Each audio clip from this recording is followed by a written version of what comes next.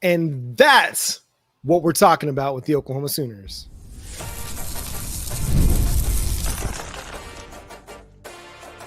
You are Locked On Sooners, your daily podcast on the Oklahoma Sooners. Part of the Locked On Podcast Network, your team every day.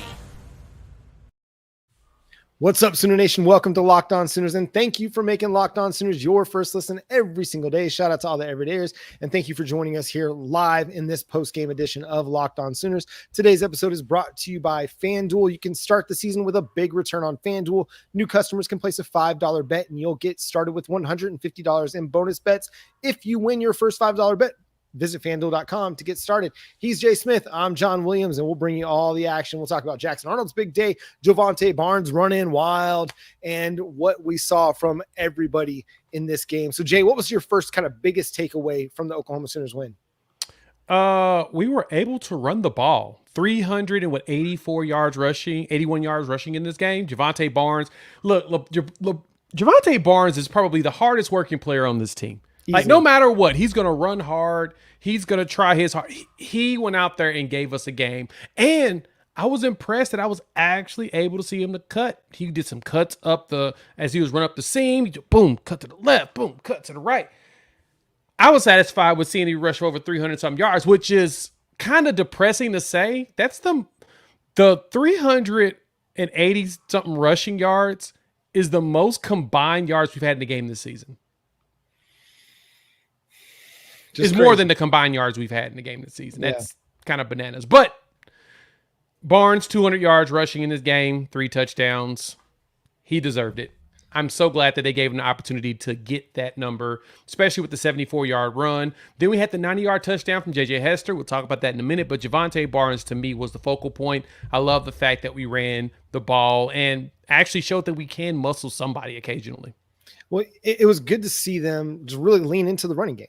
Because if you don't feel comfortable in your pass protection, what do you need to do then? You need to run the stinking ball. And they did that a lot. They did it. I loved that they did it in the 2-minute drill situation. They did it again last week against Ole Miss. It was 2-minute drill time.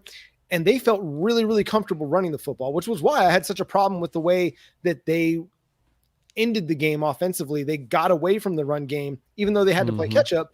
They were getting away from what was working for them. You could still run it a little bit. But I love that they leaned into it. 1:45 left to play in the first half. They give the ball to Jovantae Barnes a bunch, and they go score another touchdown. So just a big day on the ground for the Oklahoma Sooners, and credit to the offensive line for paving the way. But yeah, Jovantae Barnes on that big, long run he had, he made several guys miss, showing good lateral agility, good quickness, and then good speed down the sideline. Just kind of ran out of gas. I don't think anybody expected him to run that far. He probably didn't expect to run that far, but he just got so long space after making those dudes miss that he had a lot of room to run. So it was really, really exciting to see Jovantae Barnes putting together a good day. I thought it was another really good day for Jackson Arnold. Just solid. The 90-yard touchdown to J.J. Hester, really nice escapability, which he's shown throughout the year. But I thought he did some really, really good things just staying in the pocket. There was a nice over route to Jacob Jordan in the game that it took a long time for Jacob Jordan to get there. And Jackson Arnold just had to be patient. The protection was good enough up front, and he hung in there. Now, it's going to be different when you go up against Missouri and Alabama and Tennessee, but to see LSU quarterback not Tennessee, LSU. Thank you. To not see your quarterback bailing on the pocket after 2.5 seconds was great to see. So credit to him for that. What else really stood out to you in this one, Jay? Yeah, I can't wait to see the PFF numbers tomorrow morning. It'll probably come out in the morning, so that'd be something I can review. But the amount of young players that got to play in this game. I've said this on a few occasions. Yes, I would like to see young players, but the thing to remember about when young players play, you're going to get either a lot of mistakes, a lot of miscommunications, or a lot of people being out of spots, and that's okay. Yeah. In this game, we needed them to get some of that exposure against a team that really is trying to beat you. I mean, Maine showed us in their first drive. They got a touchdown. You saw the undisciplinedness of some of the players. You saw that it didn't look right, but that's okay. What you need to be excited about is that we were able to overall execute. And that's what we saw from the offensive line. It looked a little bit better. We're dealing with a ton of injuries. Tarkin, he sprained his ankle in practice this week, so he didn't play. So you had Spencer Brown out there. with Logan Howland, and then you got to see some Isaiah Autry-Dent out there. So IAD got to get out there, and he looked pretty good. You got to see Eddie Pierre-Louis get some snaps. So the Sam Franklin fumble was a little upsetting, but we haven't seen much of him. And then when he did actually run, he averaged 4.3 yards a carry, so it wasn't too bad. But all in all, like you said, the protection was pretty solid. We were able to we were able to hold up where we needed to. And when Jackson Arnold decided to scramble, that's when you actually saw a little bit of pressure going towards him. But you could tell that he was really comfortable. I was happy with the play call. The defense, you could tell, was pretty vanilla. They just making sure they were filling up space. But John, to be honest, Jackson Arnold's probably the next one you got to really be happy about. He looked comfortable, 15 for 21, 224. And then that scramble drill that him and J.J. Hester did, where Hester went 90 yards. What jumped out to me on that is that Hester was doing a hitch route. He saw his quarterback in trouble, and then he realized that, no, Jackson's got this. Let me move. And he changed his route and started and outrun the corner, caught it, bobbled it a little bit, but caught it, took it to the house. Yeah, you can't get a J.J. Hester catch without a little bit of a bobble, but this was the play they missed on 2 weeks ago against South Carolina, right? That if Jackson Arnold and J.J. Hester find a connection on that, it's a big play and potentially gets them back into the game. So the fact that they were able to get back to the drawing board and then come up with a connection, that was beautiful to see. You know, you're going to make mistakes in games. You're going to have issues with communication, with chemistry, and especially on a scramble drill, so much of that is chemistry. Yeah. It just takes guys having a good feel for that and really just good awareness for what to do, when to do it, and where to go on the scramble drill. But again, they corrected it, and that's what ended up leading to that big play, because Jackson Arnold put a little bit more loft under the ball. He didn't rocket it quite like he did against South Carolina, and they were able to find that connection. So it was really, it was good. It was a good performance again for Jackson Arnold. Ran really, really well. I thought he saw things really, really well. He showed good vision. I didn't feel like he was out there guessing a bunch. He was letting plays develop and being exactly what this team needs is a quarterback that's not turning the ball over. So another clean game for him. I think it was just a good performance. Yeah, that was huge. I mean, besides the Franklin fumble, you would have wished it would have been, completely clean in that capacity. And that was running an option in which I don't like us running the triple option like that. There was one triple option on the Jovantae Barnes touchdown on the first drive. If he would have pitched it instead of keeping it, that was touchdown, right? And it's all about making the right decision, which we have struggles with in some capacity. But overall, defense did well. 7 punts and then a fumble after giving up that first touchdown. And then the last touchdown was given up because it was all freshmen playing in the defense. And that's them trying to learn and making those mistakes. Jeremiah Newcomb was given a little bit too much space, but then you saw him go out there and break up some passes. So that was really nice. Jacoby Johnson, he wasn't looking his best in coverage, but overall he still had the speed and athleticism that down the line he'll be fine. But this was a great learning one. This was a confidence booster, kind of like, as mentioned in the chat. Confidence booster. The focus on this one was specifically to just get better. But as we look through some of these first half plays, though, John, I'm not going to lie. That first drive, that first drive was awful. I don't even know what we were doing there. That just looked like we were for real rusty, as if we didn't play last week on the road. Not ready to play. Just not ready to play. Which, listen, I'm gonna give him a little bit of that. Give him a little day. Game time gets moved up. Not very much of a crowd. Probably the energy is just not the same to start the game. True. And the weather was, going to be questionable, so that does make sense. I totally got that. But then that second drive, when Jovantae Barnes was out there, he looked very patient. He looked like he was waiting for the holes to develop. We had a GT counter, and I was just in the second quarter, and I was like, ooh, that's what I want to see more of that. But no, he took his time in those holes, and then he bursted through, in which that's probably the most burst I've seen at him this season, besides, what was that, Ole Miss last week, where he was really just kind of tiptoeing and then boom, flying through the hole. I really like that. That's the Barnes that I remember against Florida State in the Cheez-It Bowl. He looks healthy. Yeah, he looked the best that he's looked all season. I mean, we've been seeing it over the last couple of weeks. And I think really last week, still, I might consider his best game of the season against a really, really tough Ole Miss defense. Obviously, this is a much bigger yardage day, going 200 yards and 3 touchdowns. Also had a 19-yard reception. Jovantae Barnes has just turned it up over the last few weeks of the season, and you've needed every single bit of his effort, his energy, and his yardage. We'll continue to break down Oklahoma's big 59-14 win over the Maine Black Bears coming up next year on Locked On Sooners.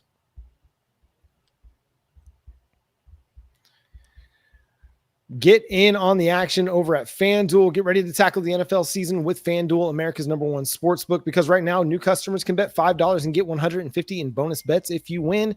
The FanDuel Sportsbook app gives you everything you need to place live bets on the NFL all in one place. So when you get a hunch in the middle of the game, you can check out the latest stats, view live play-by-play, and so much more on the same page where you place your bets. Just visit FanDuel.com to join today. You'll get started with $150 in bonus bets if you win your first $5 bet. That's FanDuel.com. Never waste a hunch and make every moment more with FanDuel, an official sportsbook partner of the NFL. Thanks again for joining us here on the live show, Jay. We've talked Jovantae Barnes. I thought Taylor Tatum ran the ball really well in this one. I wish they would have given him more carries. He only ended up with 8 carries in the game. I would have liked to see them get him in double digits. I hope that they would get into 15 carries. Sorry, he had 10 carries in the game, which, hey, that's fine. That's more work, but I would have liked to see them go 15, Yeah. Just give him a little bit more heavy of a workload. Yeah, I was hoping to see more Caleb Hicks as well. Want to see him as a back, but it just doesn't sound like he's going to really get to run much. But we did get to see Xavier Robinson. So X-Rob got to get out there, and he gave us some thumpers. The catch, the 46-yarder. Yeah, that one was with fireworks. Catches it on the sideline, runs right over to it, and you hear the crack. That's the best part about watching X-Rob play, is that you always hear the crack of the helmet because he's hitting somebody. Then he went downhill on a GT counter, cracked through somebody else, and then he ran through the dude on the third time to get in the end zone. So they rewarded him for that long catch with the touchdown. And I like that. I like that we will not only rewarded Jovantae Barnes for the long run. We rewarded Taylor Tatum for his long run. We also rewarded Xavier Robinson with his touchdown too. So overall, man, it was the run game that we've been missing here at Oklahoma. And in this game, I expected it to be this way. I think the offensive line, we're going to have our 9th configuration in 10 games when we play against Missouri. I guarantee you that. You're going to probably see some of the younger guys playing in this game. I'm sensing you'll probably some Isaiah Autry-Dent out there, but I think he held his own out there at the right tackle, especially on that deep pass that Jackson Arnold had. I think the thing that impressed me the most was that when Jackson stepped back, they did a delayed blitz. Then you saw the blitz coming, and he waited. The line held up, and Isaiah's just tearing that dude up on the right. And so when Jackson scrambled to make that throw, typically that's an opportunity for a hold. That's usually you grab the dude, and it's usually by accident. He had the discipline enough to know that when the dude started pulling away, he let go, saw his quarterback going, and he had to let go, and he started to chase after the guy to be able to get a cutback block.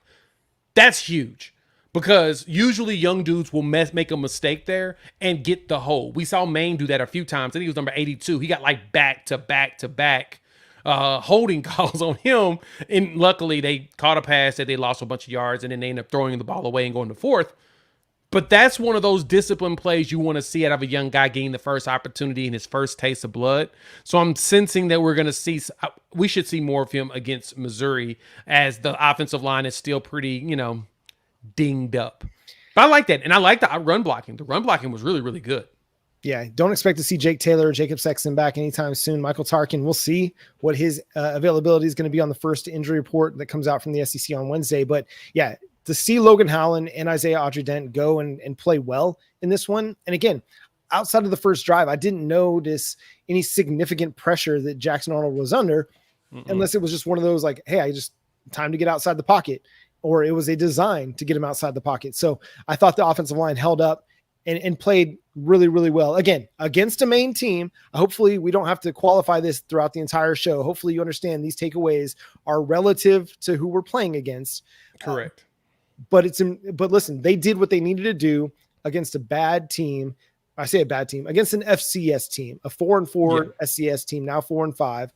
And outside of that first possession by Maine, it was all Oklahoma. Yeah. The rest of the way. You scored on every drive in the second half, every drive after your first drive and the fumble. And you were going to score on the drive in which you fumbled, which could have made it every drive in this game except for the opener. So the way that they responded after that opening drive, beautiful to see. It's just now building on that as you get ready for the final 3 games of the season. Yeah, your goal is to grow week over week. You're not trying to go out there, especially right now, especially with what we've dealt with this entire season with 4 losses and not really being ourselves. You just want to show growth week over week. And that first couple drives had us nervous, and then them. We were like, are we still regressing? And then you start to see, okay, this is what we were expecting out of an Oklahoma team, is getting these type of runs, getting type of passes off. Because initially, I mean, Jackson really didn't pass the ball much to even really start the game. That second drive when we had 15 plays for 84 yards, it was a 5-minute drive, which, that's cool. I was hoping we had a lot longer. And then the Franklin fumble kind of ruined a potential long drive. But we picked it up. We went out there. We scored on, 6 straight? Actually, we scored on every drive after that. After that fumble, we scored on every single drive. So 7 straight drives? With one of them being a field goal? That's what you're looking for. Yeah. You want to be able to just build over on top of each other. And honestly, some of the routes on offense, I know we're talking heavily on offense and not much about defense, but we saw that the offense was doing the little things to get rid of the ball quickly. Some plays you let develop when you felt like the pocket was more comfortable. I do want to see more plays where we get guys open a little bit faster, especially the young wide receivers, because they're still young. They're learning, right? They're still learning and understanding spacing at the collegiate level. Do more to get them open quicker so that you don't have to worry about it. Yeah, if there's one kind of takeaway from this on a negative side of things, I just need to see the wide receivers get open more and more consistently. Brennan Thompson had an opportunity for a nice little chunk gain on an RPO, dropped the ball. He was open. Jackson Arnold threw a dime and he drops the ball. So listen, the wide receivers just have to play better. And this is, again, going back to all the injuries that you've suffered. Maybe these guys are just who they are at this point. Brennan Thompson, JJ Hester, they're solid contributors, but they're not somebody that you should be relying upon for an entire season as wide receiver 1 and 2. Jacob Jordan has continued to show that he is ready to get significant playing time. He continues to play really, really well. And that's not to say that Thompson and Hester didn't make plays. They did.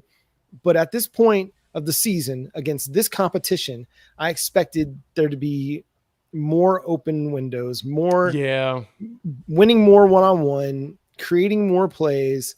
There's just more that has to come from those guys to feel confident in them as your lead duo over the rest of the season. Now, will Deion Burks and Jaleel Farouk be back next week? Maybe. I don't know. But hopefully you start getting those guys back as you close out the season, and maybe you can go on a little bit of a run if you start getting healthy towards the end of the year. Yeah, I know that in the post-game interview that Brent Venables did, he mentioned about Burks and Farouk and said both been started running around at practice last week, and he's hoping that they'll return soon. So that does open up the door and the opportunity for them to play against Missouri, in which that'll be helpful because then you'll have better spacing. And you also have guys that'll find a way to get open a lot quicker. Mm-hmm. That's kind of the key thing. That's the problem with the young guys. They've got to figure out how to get not only break off, but, just get open. And I've talked to somebody not too long ago, a friend of mine, and we were talking about all the young wide receiver phenoms we're seeing in college football. Your Jeremiah Smiths, Cam Coleman's, your Ryan Williams, right? You've got a lot of these young guys out there doing stuff, and you're like, oh, man, how do we get our players like that? I was like, well, you got to consider the fact that they still got veteran wide receivers around them. So there's other players that the teams have to think about.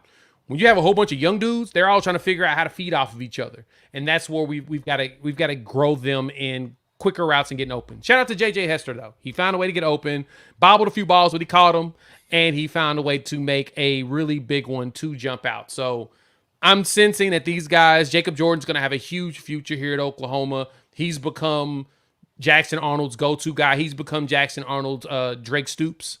as we would say, for lack of better terms. So I'm sensing that, moving forward, we'll find ways to not only get him open, but even get those big receivers like Zion Kearney, as well as even Ivan Carrion. He got himself a catch on a little bit of he went in motion and caught on a little drag, which was pretty good. And then, of course, J.J. Hester, and keep feeding him to where he continues to grow in this offense throughout the rest of the season. Yeah, you could tell that they weren't wanting to necessarily throw the ball a ton. Only 26 attempts in the passing game, 284 total passing yards between Jackson Arnold and Michael Hawkins. It was all about the run game, but you saw them kind of try to spread the ball around a little bit.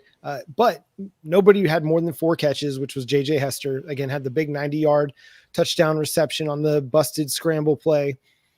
Jacob Jordan was second on the team in receiving, 3 catches, 36 yards. Again, you had the Xavier Robinson 1 catch for 46 yards that kind of goes into this, but still growth that needs to happen in the passing game. But again, you get guys like Deion Burks and Jalil Farouk back, and that will help as you move forward. We'll continue to break this game down, look at some of your comments, respond to those coming up next here on Locked On Sooners. Our friends over at 5 Hour Energy know that being a passionate football fan isn't just a hobby. It's a way of life. It takes a lot of energy to power through all those all-day tailgates, especially if they move the game up, makes it even longer. Touchdown celebrations or agonizing second overtimes, which is why they've created the Stand the Fan 5 Hour Energy Shot, which is a special flavor called Fan Fuel. The energy shot made just for super fans like us, the fans who are first in the parking lot and who are last to leave. We see you. So that big play that J.J. Hester gave us, 90-yard touchdown play, that got us all excited. So we all know that's the thing that gave us as Sooner fans fan fuel, especially the run by Jovantae Barnes. We ain't seen one of those in a long time. So 5 Hour Energy knows that no matter what you root for, being a fan requires heart, soul, and a whole lot of energy. Whether you're preparing for the big tailgate or ironing your jersey, your game day to-do list is always a mile long. That's why limited edition Stand the Fan 5 Hour Energy Shot is here to keep your fueled throughout the season. What's your fan fuel this week? Whatever it is, do it with 5 Hour Energy. Available on 5hourenergy.com, shipped nationwide. Again, thanks for making Locked On Sooners your first listen every single day and after the post game. Jay, I really feel like this was one of those performances that Oklahoma needed to have, a dominating performance that hopefully can set the tone and they can build off of. Do you take anything away from this and feel like Oklahoma can translate that to next week at Columbia? So the nastiness that we saw on the offensive line, a few people have pointed this out in the comments. EPL and Autry out there hitting folks, as well as EPL going out there and getting a penalty. We kind of need a little nastiness, right? We need some dudes that's going to go out there and get a little bit of a personal foul, get out there and throw a dude to the ground, smack him around. We need more of that. And I liked what I saw out of him. So I'm expecting to see more of him, especially with like Weiwu out there on the line. Hopefully gets like some Autry dent on one of the tackle spots, since we're probably not going to see Sexton, either one of the Jakes for a while, even though they're our veterans. We're not going to see him for a bit because, once again, they are, unfortunately unhealthy. But the line made me feel good. I mean, Troy Everett went out there. He had to get pulled because I guess he had like a cut on his calf. So they had to bring Hickman back in, and then he comes right back into the game. Troy Everett looks like he was wired up and he was ready to go out there and hit some folks. And so I'm hoping that's what we get out of this line against Missouri. We need to do that. Missouri's kind of reeling right now, right? And it sounds like Brady Cook is on the struggle bus, and there's a chance that he does not play in the game. If he doesn't play, John, we saw what Drew Pine looked like. That could be a struggle for them. And so we need to have our defense ready. I know we went a lot of vanilla on the defensive side in this game. The whole goal was to play more young players, in which we probably, once the actual snaps come out, I promise you, we probably saw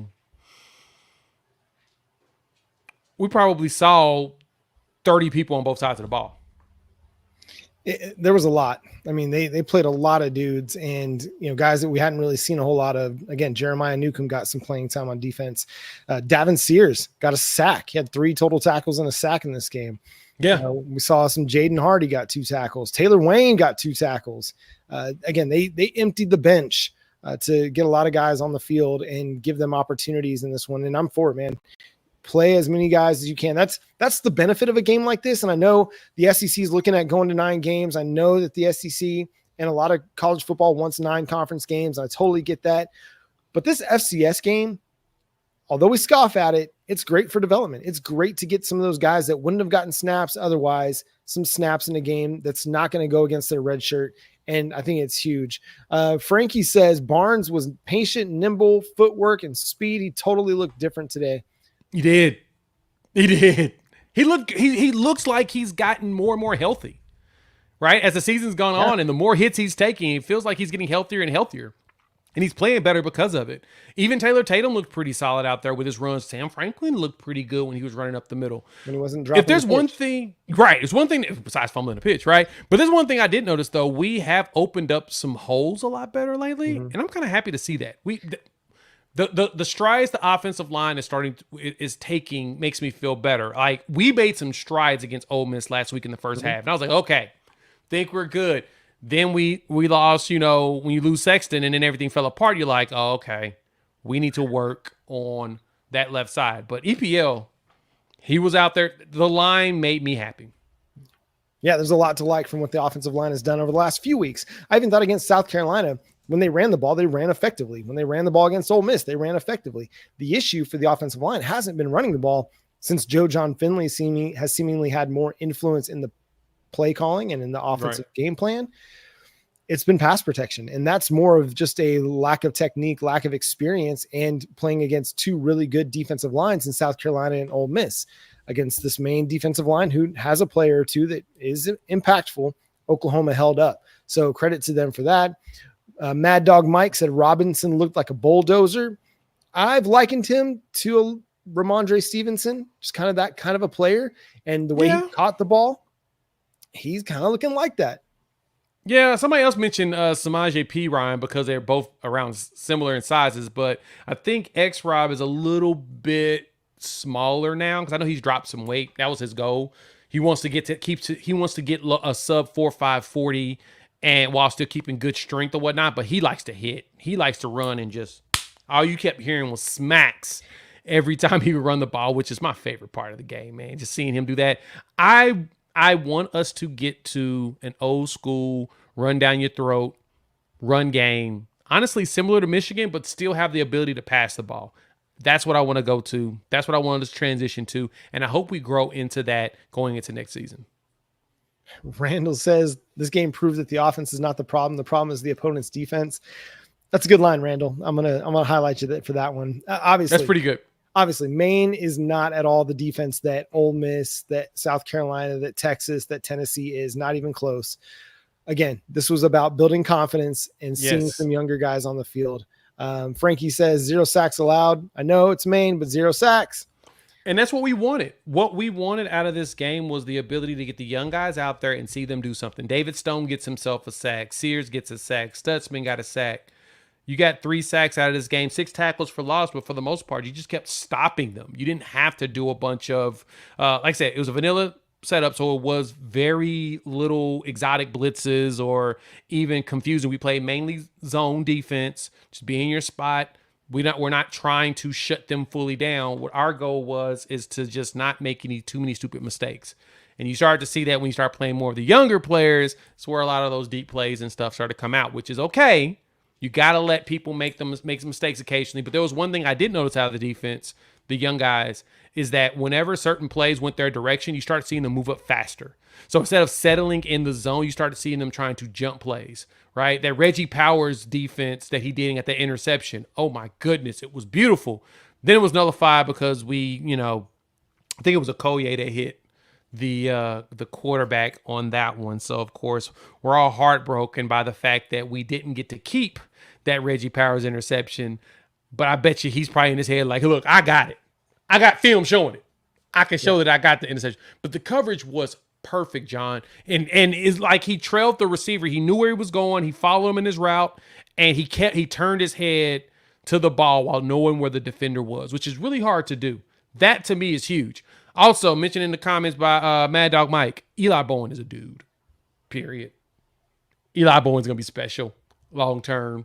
Like, he's going to be Like he's walked out there to be our best corner. And I think he probably was, which I've heard that before, even when he was at Denton Guyer. I kept hearing that he was better than Peyton. The only problem is that he's so much shorter. Yeah. Like Peyton's just a natural athlete, but everybody's like, nah, Eli better. Like Eli runs that defense. Like he can shut down the whole side. I'm like, huh, okay.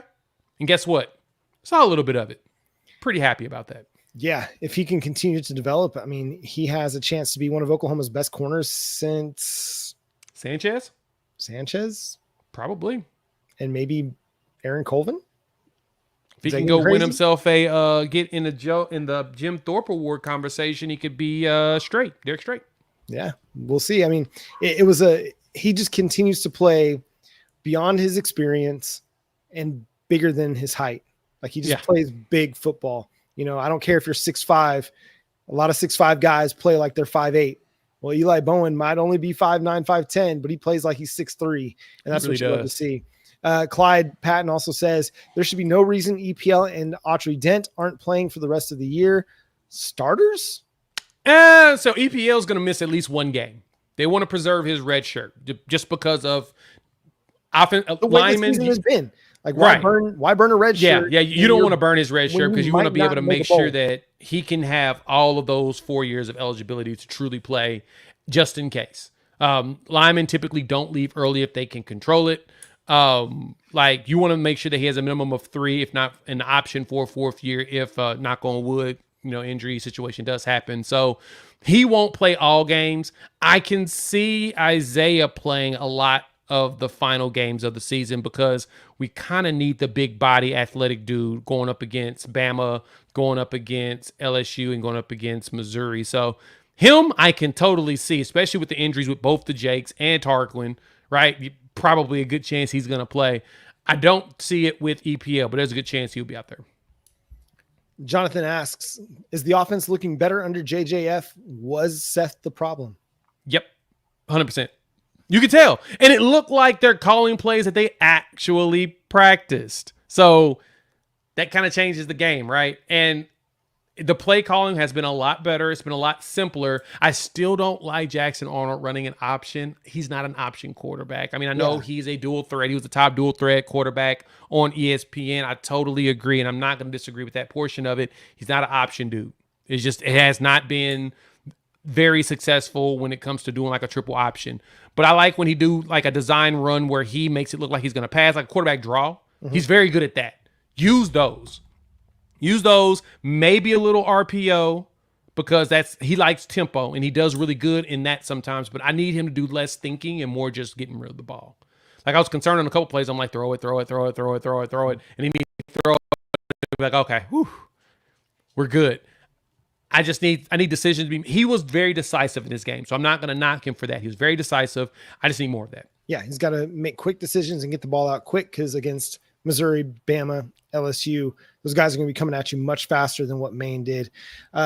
Charles asked a good question down there real quick. Why did the refs pull Troy Everett? He had a cut on his leg. He was bleeding down his leg. So because of that, they had to pull him out so they could patch it. That was the reason why he came out. Yeah, can't be openly bleeding on the over the place. Football field, modern basketball court, modern baseball field. Now you got to get that fixed up. Concerned about the passing offense. Matt Bingham says still no passing offense. No, I didn't want us to really pass the ball. I wanted us to run it down their throat. Like I want to see muscle. I want to see some smash mouth football. I got what I want out of it. I mean, we threw for 284 yards. Not bad, but we ran for 381. Smash mouth football is what you want, especially here in the SEC. We need to do better on the smash mouth football. And I feel like we took a little bit of another step. We did good against Ole Miss in smash mouth. Then we're seeing the growth here in this game. We should be able to do that again against Missouri. Yeah, I think, you take the 90 yards out. That puts you under 200 passing yards for the game. You take the 46 yards from Xavier Robinson out. But here's the thing. You can't take those plays away. You need big plays made. Jackson Arnold made a play. Xavier Robinson made a play. Those count. We want yards after the catch, right? We want big plays in the passing game. We've been hit on busts like that. We've been hit on the scramble drill like that. Against Ole Miss, the scramble drill basically changed the game. So we're not going to do the thing where we take away 2 plays. It was an efficient passing day otherwise, right? Yes, it was efficient. I mean, Jackson 15 for Arnold 21. completed 71% of his passes. That's what you want. You want your young quarterback continuing to develop. That's 2 weeks in a row. He's completed more than 70% of his passes, and you want to build off of that. You want to continue to build off of that moving forward into the offseason and let your run game be the identity of your offense, especially as you're having to play younger offensive linemen like Isaiah Autry-Dent, like Logan Howland, like Eddie Pierre-Louis, like Eugene Brooks. As you rely on these young guys, let them do what offensive linemen want to do. Run block. Don't force them to pass block 40 times a game. So You shouldn't have to. With the passing total. Me too. Yeah, this is exactly the number that I wanted out of this game. I wanted it to be, I wanted him to throw close to 300 yards in around, 20-something passes or whatnot. So I think we threw it, 26 times in the game? I'm satisfied. Perfect. Again, I needed us to show that we can outmuscle somebody. Mm-hmm. That Maine game was a great example of it. We were doing it again. We were doing a lot of that against Ole Miss. The run game was looking solid the first half. It's just when you got that injury to Sexton, it threw everything apart. Now, I think Autry-Dent may have done a good job of getting himself prepared. I think he'll be ready to play against Missouri because Missouri's defensive line isn't the greatest this year. That's kind of one place that they've struggled. They had that big injury before the season started. So now you take advantage of that. And there was balance, right? This is a balanced performance. First half, second half. You look at the half differences. Oklahoma threw the ball 15 times in the first half. They ran the ball 27 times. In the second half, they threw the ball 11 times, ran the ball 25 times. So basic efficiency. They were 9 of 11 passing in the second half, 9 of 15 passing in the first half. So listen, I don't need them to put up Baker Mayfield, Kyler Murray type numbers. Not this year. I just need the passing game to be efficient. That's really what we're looking for. And again, it's a developing part of the offense under a new offensive play caller for the Sooners. Zachary makes a great point here. JJF play calling makes the offense look more efficient and aggressive when it needs to. I don't think I'd want him as OC next year, but this is good for him if he can go somewhere else. I agree. I agree with that. This is exactly it. Somebody else had asked if there's a chance that, this is, JJF's going to win the job. I don't see him. I don't think there's anything he can do to win this job. We could win the last 4 games, and I don't see us actually giving him the opportunity to win this job total. We're going to have to do a massive search. We've got to look around and make sure, check all the options. But he's been doing great. I think he's been doing really good with the play call, and he's been doing good working with what he's got. And it appears, as we talked about earlier, that, Brent Venables mentioned that both Burks and Farouk have been working out and running all last week. So if they get themselves up and running and there's no setbacks, there's a good chance that we see them on Saturday. Yeah, if you can get one of those guys back for Missouri, fantastic. I still wouldn't be surprised if we didn't see them until after the bye week as you get ready for Alabama, because again, it gives them several more weeks to heal, more weeks to practice, be really, really, really ready, as opposed to kind of ready, and then they're done for the rest of the season. So at this point, just make sure they're really, really, really, really, really ready. Frankie mentions allowing Jackson Arnold to pick plays he likes to run has been brilliant and confidence builder. It shows it's working. You've got to collaborate with your quarterback. Yeah. Every offensive coordinator has opinions, and they have strong opinions, and they feel strongly about their design and about their play calling. You got to collaborate with your quarterback. That's an important part of it. For Joe John Finley, listen, if he in Oklahoma and they go on a 4-game win streak to close the season and they finish 8-4 by beating Missouri, Bama, and LSU, you're going to have a long conversation about Joe John Finley as the offensive coordinator. You'll have to. He will have earned the opportunity to be the offensive coordinator. Yeah, I think the fans will riot at that point, though. It depends on how it looks, right? What if we they won't have 40 game over the next 3 games? Again, if we win these next 4 games because of JJF's play calling, I think the fans will still riot. Yeah, I mean, fans are never satisfied with anything. What's interesting, for the 3rd game in the Unity uniforms, Oklahoma scored 50 points. They scored 52 against Kansas in 2022 when they introduced them. They scored 59 against West Virginia last year, and they scored another 59 in this one. So maybe just wear the Unity uniforms all the time now. No, your fans lose their mind on that too. You just trying to start fights, John. That's all I'm seeing is you want to fight. No, we did. This is another great game in those jerseys, which I'm excited that we actually did. I'll say that if they wore the unity against South Carolina, they're not scoring 50 points. I'm just saying. Yeah, but, true. But hey, I hope that the numbers look good right now. I do want to see us score a lot of points in Missouri. We need to do that again. We need to do that 40-point thing again. One day. Just try it out. Yeah. Just some big numbers against Missouri, and I think it'd make everybody feel happy. Go ahead and get your bowl eligibility taken care of next week, and then play with house money against Alabama and LSU, and you never know what could happen. Exactly. I mean, Garrett Nussmeier, he's proven to be a little bit turnover prone. Oklahoma, capable of creating turnovers. Now, again, tough matchup against the Kyron Lacey on the outside and Caden Durham, who OU fans should know after we heavily recruited him. That dude's real good as well. And that's a good LSU offensive line. But, man, hey, just get the ball rolling. Things continue to move in a positive direction, and I love to see it. That's all that matters. Continue to build week over week. Yeah. Chuck mentions we gave it 14 points. Don't like it. You almost got off the field. It was 4th and 2, and then you had too many men on the field for Oklahoma. Yeah, it gave them a first down. Our goal was we got hit with delay of game. Yeah, on the defensive side, which was a really weird call, but it was because Kobe had clapped to change the play on our side, and defenders can't clap. Right. There you go. That's one rule you can't do because the offense claps always. I had the volume down. So, yeah, you can't clap. If you clap, then you run into that. And, yeah, I mean, I get you, Chuck, but I really don't care. Like, the whole point of them was to get the young players out there on defense. And we played a lot of young dudes. Like, a lot. Like, I promise you, when I go through the PFF, I'm looking at the ones that actually got stats. I think I've got at least 30 dudes that have gotten at least a tackle in this game. That's a lot. It's a lot. If you think about it. So, the goal was to play as many young players as possible very early. Yeah. That's all that matters. Yeah. Jonathan has a good question that I think we should address on one of our shows. What was the logic in hiring Seth if Lebby advocated for JJF? Why have Seth try and mesh this? Well, let's answer it now. Why go to Seth Luttrell? It's the same reason why Brent Venables is reluctant to play true freshmen. He wants guys with experience. It's the same reason why Ted Roof came to be the defensive coordinator. Zach Alley spent a couple years at Jacksonville State, got some experience, and then came to be the play caller. John Finley had no experience as the play caller before South Carolina. Maybe against South Carolina, he called some plays. I don't know. But he had no experience before last week being the play caller. Yeah, it was more so wanting the experienced guy to do it. That was really the big thing. And you already had Seth in there working with Jackson Arnold when Dylan Gabriel was here and Lebby was here. And I totally get the advocation that Lebby had for JJF. Probably should have gave him more of a chance at it, but at the same time, you're exactly right. He wanted a CEO of the offense, and unfortunately, it didn't work out.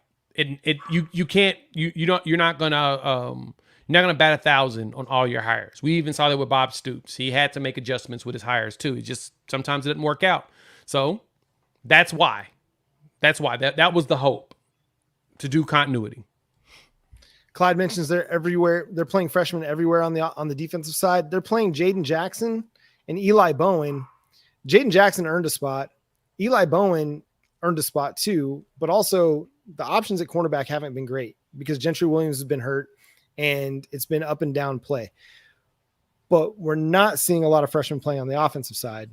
But I think what it comes down to, go back to the 2022 season, right? How little did we see any freshman play? Very little.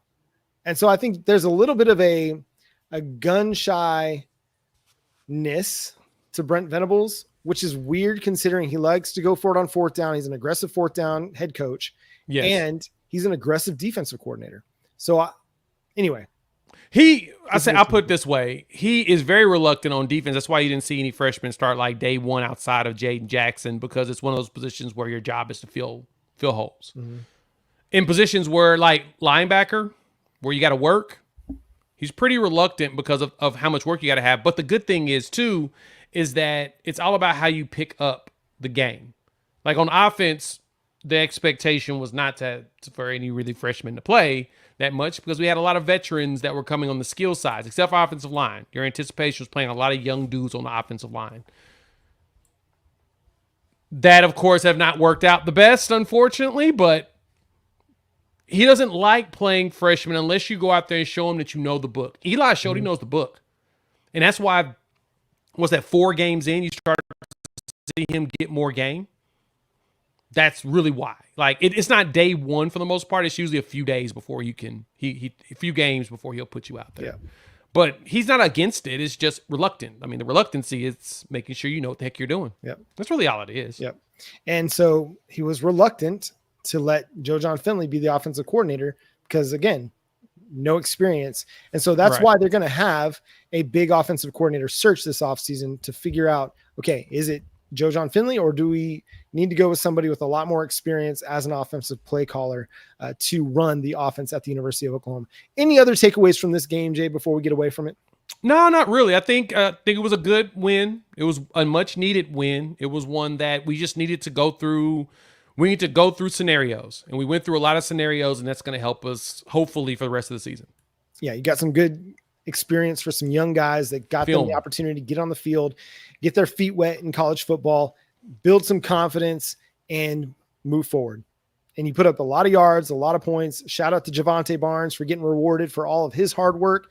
And hey, we failed to mention this. Caden Helms with the touchdown reception, dude. How great is it for that guy? Been battling injuries his entire time at Oklahoma. Remember, he was a part of the 2022 recruiting class, Brent Venables first at Oklahoma, but hasn't been able to find his way on the field with any consistency. Got to get out there, made a great adjustment on the tipped ball, scored a touchdown. Got to be happy for that guy. Yeah, very much. You gotta love seeing that happen, man. It warms your heart when somebody can overcome all those injuries and get a chance to play. Yeah, so hopefully he can continue to stay healthy. Kind of got tripped up during his celebration, so hopefully he's okay. But lots of smiles for him. So shout out to Jovantae Barnes, Caden Helms, Xavier Robinson, who scored his first career touchdown for the Oklahoma Sooners. Bright futures for those guys. And just keep feeding Jovantae. Just give him all the Cinnamon Toast Crunch every single week and look forward to seeing how he finishes out the rest of this season. But that's exactly today's episode of Locked On Sooners Live post-game edition. Make sure you follow Jay at Unfair Sports. Go check out his channel, Unfair Sports. Follow me at John 9 Williams. Go read my work covering the Sooners over at SoonersWire.com. The show is at Locked On Sooners on all the social media platforms, TikTok, Instagram, Facebook, and on Twitter. So follow us over there. Subscribe to the show wherever you get your podcasts. We're free and available on all platforms and on YouTube. Go hit that notification bell. Let you know when new episodes drop. But until next time, he's Jay Smith. I'm John Williams. Boomer. Sooner.